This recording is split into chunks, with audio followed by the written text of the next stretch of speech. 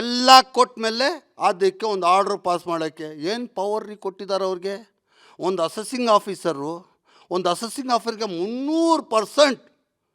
300% penalty ಹಾಕೋಕ್ಕೆ ಅವ್ರಿಗೆ powers ಕೊಟ್ಟಿದ್ದಾರೆ. ಹೆಂಗೆ ರೀ ಬದುಕಬೇಕು ನಾವು? 1 ಕೋಟಿಗೆ 3 ಕೋಟಿ ಪೆನಾಲ್ಟಿ, ಡಿಲೇ ಪೇಮೆಂಟ್ಗೆ 24% ಇಂಟ್ರೆಸ್ಟ್. ಡಿಲೇ ಪೇಮೆಂಟ್ಗೆ 24% ಇಂಟ್ರೆಸ್ಟ್. ಯಾವ ಕಾಲದಲ್ಲಿ ಇದ್ದೀವಿ ರೀ? ಏನು ಬ್ಲ್ಯಾಕ್ ಮೇಲಾ ಇದು? 24% ಇಂಟ್ರೆಸ್ಟ್ ಎಷ್ಟಾಗುತ್ತೆ ಗೊತ್ತಾ?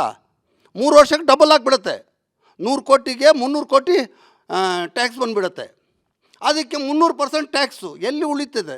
ಇವಾಗ 131 ಕೋಟಿಗೆ ನನಗೆ ನೋಟಿಸ್ ಕೊಟ್ಟಿದ್ದಾರೆ.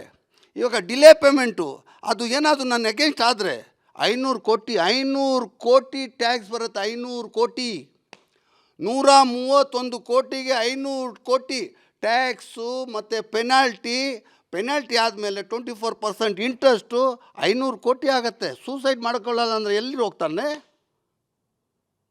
ಏನು ಕಷ್ಟಪಟ್ಟು ನಾವು ಈ ದೇಶದಲ್ಲಿ ಹುಟ್ಟಿದ್ದೀವಿ ಅಂತ ಹೆಮ್ಮೆ ಪಡ್ತೀವಿ. ಈ ದೇಶದ ಕಾನೂನು ಈ ಥರ ಬೋಗಸ್ ಕಾನೂನು ಮಾಡಿದ್ದಾರೆ. ಅದಕ್ಕೇನು ತಲೆ ಇಲ್ವಾ? ನಾನು ಅನ್ಎಜುಕೇಟೆಡ್ ರೀ, ನನಗಿರೋ ತಲೆನೋ ಅವ್ರಿಗಿಲ್ವಲ್ಲ. ನಿಮಗೆ ಸಾಕೋನು, ನಿಮಗೆ ರೆವೆನ್ಯೂ ಕೊಡೋನು ಯಾರು? ಒಂದು ಉದ್ಯಮಿ, ಒಂದು ಬಿಸ್ನೆಸ್ಮೆನ್ನು. ಅವನಿಗೆ ಉಳಿಸ್ಕೊಳ್ಳೋಕ್ಕೆ ಬಿಟ್ಟು ಅವನಿಗೆ ಟಾರ್ಚರ್ ಮಾಡಿ ಬ್ಲ್ಯಾಕ್ ಮೇಲ್ ಮಾಡ್ತಿರಲ್ಲ.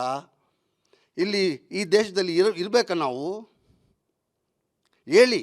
ಅದಕ್ಕೆ ಅವನು ರಾಯ್ ಇದ್ದಾನಲ್ಲ, ಇಲ್ಲೊಂದು ಮನೆ, ದುಬೈಯಲ್ಲಿ ಒಂದು ಮನೆ ಇಟ್ಕೊಂಡಿರೋದು ಏನಕ್ಕೆ? ಇಲ್ಲಿ ಇರೋ ದುಡ್ಡನ್ನ ತಗೊಂಡು ಹೋಗೋಕ್ಕೆ. ಏನೇ ಎಲ್ಲ ಕೊಟ್ಟ ಮೇಲೆ ಅದಕ್ಕೆ ಒಂದು ಆರ್ಡ್ರ್ ಪಾಸ್ ಮಾಡೋಕ್ಕೆ ಏನು ಪವರ್ ರೀ ಕೊಟ್ಟಿದ್ದಾರೆ ಅವ್ರಿಗೆ. ಒಂದು ಅಸೆಸಿಂಗ್ ಆಫೀಸರ್ಗೆ 300% ಪೆನಾಲ್ಟಿ ಹಾಕೋಕ್ಕೆ ಅವ್ರಿಗೆ ಪವರ್ಸ್ ಕೊಟ್ಟಿದ್ದಾರೆ. ಹೆಂಗೆ ರೀ ಬದುಕಬೇಕು ನಾವು? 1 ಕೋಟಿಗೆ 3 ಕೋಟಿ ಪೆನಾಲ್ಟಿ, ಡಿಲೇ ಪೇಮೆಂಟ್ಗೆ 24% ಇಂಟ್ರೆಸ್ಟ್. ಡಿಲೇ ಪೇಮೆಂಟ್ಗೆ 24% ಇಂಟ್ರೆಸ್ಟ್. ಯಾವ ಕಾಲದಲ್ಲಿ ಇದ್ದೀವಿ ರೀ? ಏನು ಬ್ಲ್ಯಾಕ್ ಮೇಲಾ ಇದು? 24% ಇಂಟ್ರೆಸ್ಟ್ ಎಷ್ಟಾಗುತ್ತೆ ಗೊತ್ತಾ? 3 ವರ್ಷಕ್ಕೆ ಡಬಲ್ ಆಗಿಬಿಡುತ್ತೆ.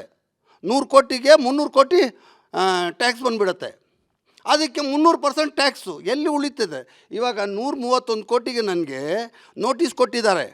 ಇವಾಗ ಡಿಲೇ ಪೇಮೆಂಟು ಅದು ಏನಾದರೂ ನನ್ನ ಅಗೇನ್ಸ್ಟ್ ಆದರೆ 500 ಕೋಟಿ ಟ್ಯಾಕ್ಸ್ ಬರುತ್ತೆ. 500 ಕೋಟಿ, 131 ಕೋಟಿಗೆ 500 ಕೋಟಿ ಟ್ಯಾಕ್ಸು ಮತ್ತು ಪೆನಾಲ್ಟಿ ಆದಮೇಲೆ 24% ಇಂಟ್ರೆಸ್ಟು 500 ಕೋಟಿ ಆಗುತ್ತೆ. ಸೂಸೈಡ್ ಮಾಡ್ಕೊಳ್ಳಲ್ಲ ಅಂದರೆ ಎಲ್ಲಿ ಹೋಗ್ತಾನೆ? ಏನು ಕಷ್ಟಪಟ್ಟು ನಾವು ಈ ದೇಶದಲ್ಲಿ ಹುಟ್ಟಿದ್ದೀವಿ ಅಂತ ಹೆಮ್ಮೆ ಪಡ್ತೀವಿ. ಈ ದೇಶದ ಕಾನೂನು ಈ ಥರ ಬೋಗಸ್ ಕಾನೂನು ಮಾಡಿದ್ದಾರೆ. ಅದಕ್ಕೇನು ತಲೆ ಇಲ್ವಾ?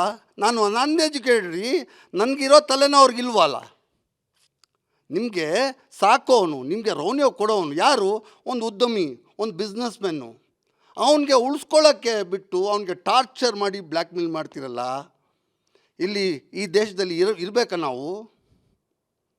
ಹೇಳಿ.